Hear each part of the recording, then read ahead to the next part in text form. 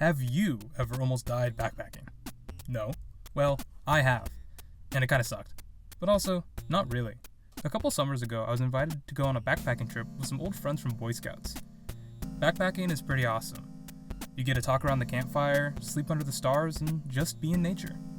Plus, you can shit and piss outside. The plan was to go on a 50-mile, 7-day backpacking trip, which is exactly as it sounds.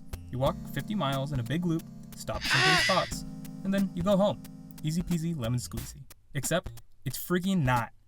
Have you ever walked 50 miles up and down hills with a 30-pound bag?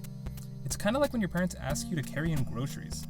Well, up a hill, in the middle of summer, in hell. I've gone on trips like this before, but only for a couple of miles. I had never gone on something as intense as this, and I was confident my little boy legs could handle this Lord of the Rings style adventure. But I wasn't prepared. Not at all. But I still wanted to feel like I was playing Red Dead Redemption in real life, so I slapped on my Arthur Morgan tighty-whities and entered the great outdoors. Ow! Quit it! Stop! Stop! In total there were 8 of us, including myself, and our plan was to start an hour drive outside of base camp at the Ostrander Trailhead. Keep in mind, when I say outside of base camp, I mean middle of nowhere, no signal, and no people. Our little caravan, after many hours of driving, finally stepped outside the car, planned our route to the first lake, and did a final gear prep for the trip. Oh, and how could I forget the customary shot of whiskey before walking for 7 days straight? This is foreshadowing for later. After that, we started our trek, and everything seemed fine. The sights were breathtaking, and as we walked, we were playing games and talking as you do. And as a very intelligent group of young men, we were indulging in the occasional yelling of the word penis as loud as humanly possible. Because when you're in the middle of nowhere, what else do you do? The good times quickly came to an end. Around the 6-hour mark, we noticed a consistent pattern. The rivers and streams which we had planned to get our water had been dried up. There was supposed to be water.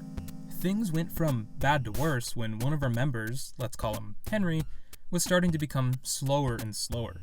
After a while, he revealed to us that he was feeling sick. I'm assuming thanks to the certain indulging of a certain beverage that started the trip.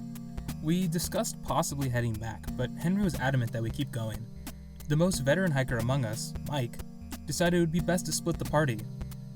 A few of us would stay with Henry, while the rest would go and find the next stream.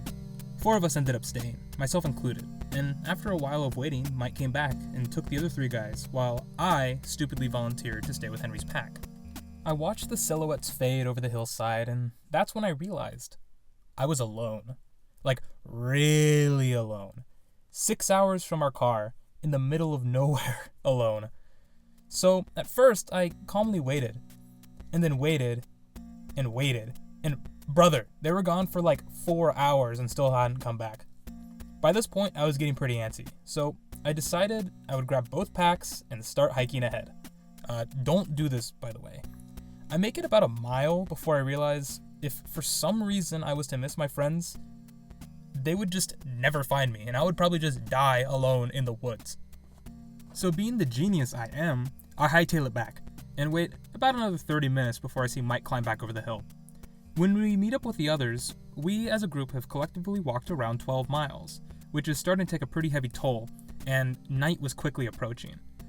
So, for the next miles, we kinda just took turns carrying Henry's bag, and Henry just trudged on, like a champion. By this point, we had also completely run out of water, and we couldn't find another stream. I can't speak for anyone, but have you ever gone without water for like a long time when you're really thirsty? I know that sounds kind of stupid, but dude, I was thirsty. I'm talking more thirsty than your freshman year roommate in college watching anime girls' booties bounce on his screen. We kept walking and walking until we realized we couldn't find the lake. In desperation, we once again divided the group and spread out. 2 people would go ahead, me and Henry would stay in the middle, and 4 people would stay back to help lug Henry's pack. Eventually, Henry reached a point where he couldn't move any farther, so I alone decided to keep trudging ahead to find the other 2 of the group. Except I couldn't find them. I walked at least another mile, and by this point we had gone well over the distance the lake claimed to be on the map. And it was at this point I started to run out of steam myself, so I just kinda took a seat on a rock. I almost had a panic attack. It took an internal battle not to flip out, but after a few moments of breathing, I convinced myself that freaking out would have been the worst possible solution for our current predicament. I decided to head back to the majority of the group, and by this point the rest of the party had made it to Henry. Mike, the biggest and strongest, donned the 2 packs before collapsing to the ground, saying he needed just a moment to rest. It was at this moment the majority knew the situation had gotten dire. 2 other guys and myself decided to kick it into high gear, so we started going off trail, which I highly don't recommend you do unless it's a last resort. Desperation was finally setting in, and I could feel my body physically start to give up. My legs felt wobbly and my arms felt weak, and hours without water and exhausting hiking had finally caught up to me, and I started to think that this was the end. Hey guys, I found the lake. Huh? Turns out the path to the lake had gotten covered by some fallen trees that basically blocked the trail.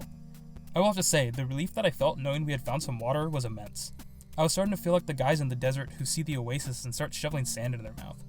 Now, after finding the water, our only concern was the 2 other guys who hiked up ahead. We were about to start a search party when we heard the word penis getting yelled from a distance. Apparently, them yelling penis was the thing that helped us find them, and for whatever reason, they thought yelling penis would help find them, I guess? Still to this day, I find it really hilarious that yelling penis is the thing that saved the day.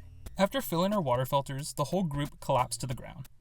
We all split the water as equally as possible because the filter was pretty slow, and after making one of my freeze-dried meals, I passed out.